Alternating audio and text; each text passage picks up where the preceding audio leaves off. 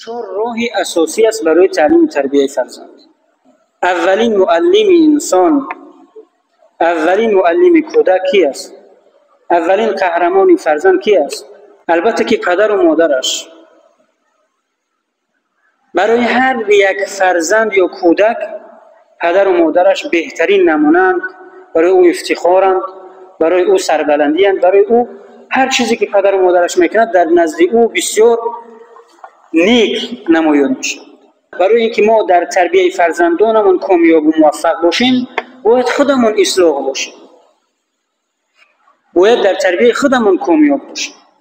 باید خودمون تعلیم و تربیت خوب داشته باشیم. اخلاق حمیده داشته باشیم که فرزندانمون از ما این تربیت رو بگیرن، این اخلاق رو بگیرن. یک کودک یک نیم ساله یا 2 ساله رو بگیرن، هر عملی که پدر و مادر میکند همون رو تکرار میکنه. اگر پدر و مادر خندید اونها میخندند.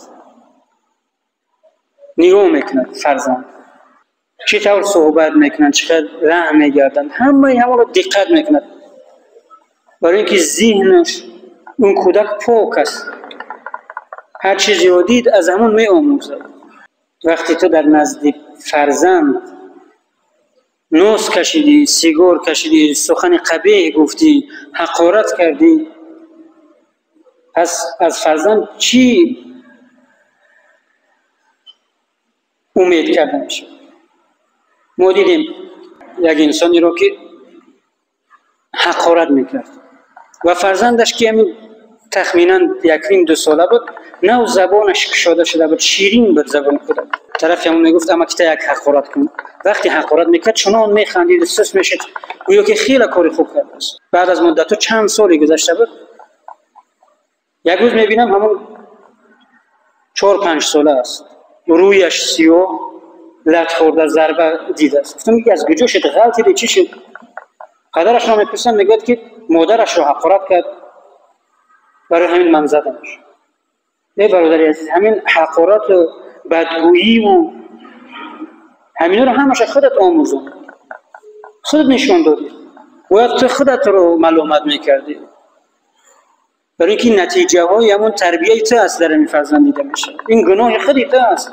این طفلک هیچ گناهی ندارد، نه به گناه رسیده است نه گناه دارد. هر چیزی که پدر مادر کرد فکر میکند خیلی زیبا است، فکر میکند که خیلی کاری خوب کردند. فرزندان رو با زدن نمیشه تربیت کرد. برای همین خداوند جل و علا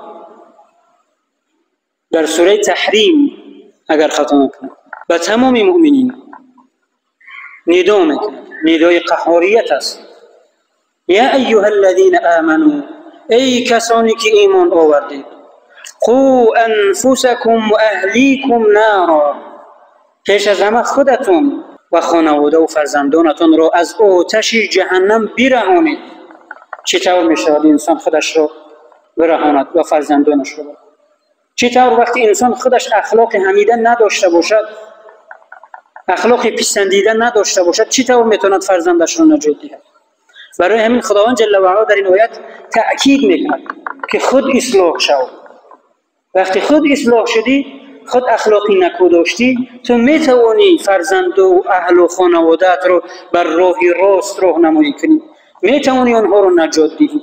وقتی در اول خودت ناکامی، خودت بدگویی، خودت بدترین صفتها رو داری، بدترین اخلاق رو داری، چه هیچگاه در نجاتی، در تربیه فرزندانت کامیاب نمیشه. برای آنکه در تربیه فرزندانمون کامیاب بشویم، ما باید خودمون اصلاح باشیم، ما باید خودمون اخلاقی نکو و حمیده داشته باشیم تا اینکه فرزندانمون انسان‌های نکو شوند. ما وقتی در حرم بودیم، یکی از حاجیان از ما پرسید که شما از کدام، از کجایید؟ بعد یکی از برادران ما گفت که ما از سرزمینی هستیم که امام بخاری، امام مسلم، ابن ماجه و دیگر بزرگان رو تربیت کرده است. پس پرسید چطور می شود؟ چطور می توانیم ما باز همون به مانند امام بخاری و امام مسلم، مولانا و ابن سینا و دیگران هزارها بزرگان فرزندان تربیت کنیم؟ چطور؟ از من پرسید برای چی حالو نیست؟ چی راه هست برای تربیه چنین شخصیت های بزرگ؟ برای که چنین فرزندان تربیه کنیم باید ما خود به مانند پدر و مادران والدین همون بزرگان باشیم، چنین تربیه داشته باشیم که از ما چنین فرزندانی بزرگ بیاید. همان وقت انسان در تربیه فرزند کامیاب و موفق می شود که خود اخلاق حمیده و بالاترین اخلاق را داشته باشد، خودش راستگو باشد، خودش نکوکار باشد. پس سخن او تأثیر دارد برای فرزند، برای خانوادهش، برای جامعه، برای همسایه. وقتی خود دروغگو باشد، یک انسانی را میدونم خود سیگاری است، خود ناسی است، فرزندش نوجوان است بین 17 و 18. اگر دیدم که تو ناس میکشی و سیگار میکشی، دست دندانت را میشکن. آخی بیچاره کی رو نگاه کند؟ همون تو رو نگاه میکند. تو که ناس میکشی و سیگار میکشی، هم فکر میکند که بهترین راه همین است و این هم سیگاری و ناسی و بدگو و دروغگو همین خیلی میشه. تو خود رو اصلاح کن. تو خود همون عملهای زیشت، سخنهای زیشت و دیگر بدیها را از خود دور کن تا اینکه فرزندت تو را ببیند. بهترین الگو برای فرزند این پدر و مادر است. دومین راهی تربیه فرزندان چی است برادران عزیزم؟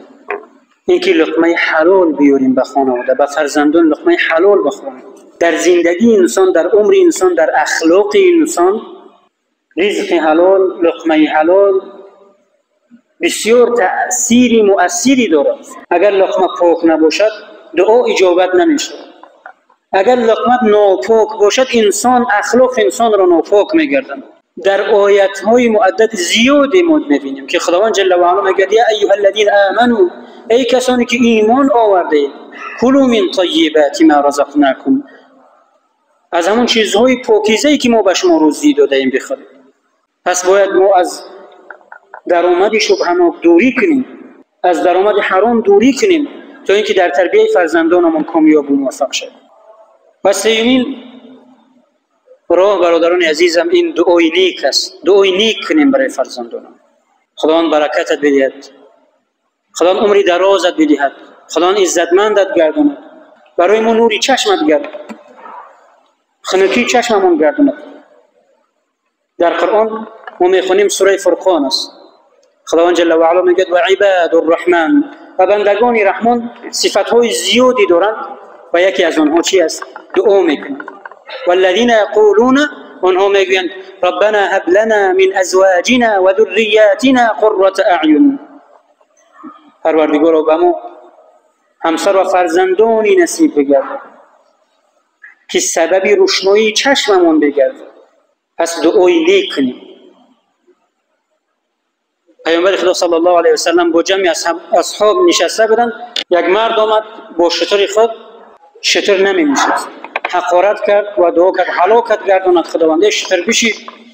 وقتی عصبی شد، پس پیامبر خدا صلی الله علیه و سلم گفتند لا تدعوا علی اموالکم ولا علی انفسکم ولا علی اولادکم، دعای بد در حق خودتان نکنید، در حق مالتان، در حق فرزندانتان نکنید. متاسفانه مادران زیاد این دعاهای بد را میکنند. پدر نعلت این بدترین سخنی است که فرزند را ناکام میکنه. امام زمخشری یکی از امامانی است که در راه خدمت دین بسیار کامیاب موفق و از او آثار زیادی مانده است و یکی از پایهایشان کج بود. شاگردان میگویند استاد اگر ملال نشود، ملال شما نشود، پایتون مادرزاد همین خیلی کج بود یا اینکه یگون تصادفی شد. گفت من وقتی خورد بودم، کودک بودم، یک چوجه ای را یافتم و پای او را بستم با یک بندی. نخسته که سخت کشیدم که پای همون چوجه شکست، پای همون پرنده شکست. وقتی مادرم همون حالت را دید عصبی شد و گفت خداوند پایت را بشکند، چیکار کردی بیچاره را پاشش شکست. بعد از 10 سال میگه وقتی من سفر برای تعلیم میرفتم، بالای خر بودم، وقتی غلطیدم پایم شکست، همون وقت فهمیدم که همین دعای مادرم بود که پای من شکست. دعا بسیار تأثیری زیادی دارد در عمر انسان.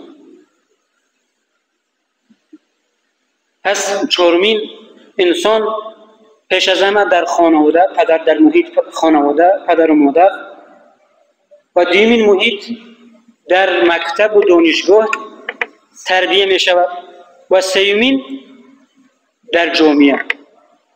پس اگر این سه اصلاح باشند، انسان یا فرزند مصلح می شود.